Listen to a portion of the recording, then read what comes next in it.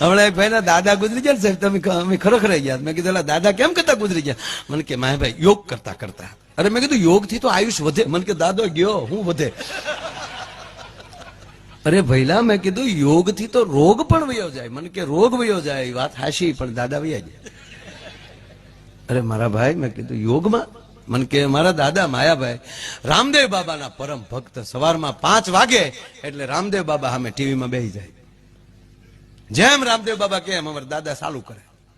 તો તેથી રામદેવ બાબાએ ચાલુ કર્યું, સભી પદ્માસન લગાય. પદ્માસન વાળવાનું કીધું ને. એક તો અમારા દાદાના કે પગ સેન્ટિંગના હરિયા જેવા, પણ કડાકા મારીને પદ્માસન લગાવી દીધું. અને પછી રામદેવ બાબાએ કીધું ઊંડો શ્વાસ લ્યો.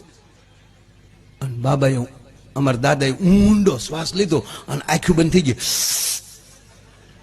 અને લાઈટ વહી ગઈ.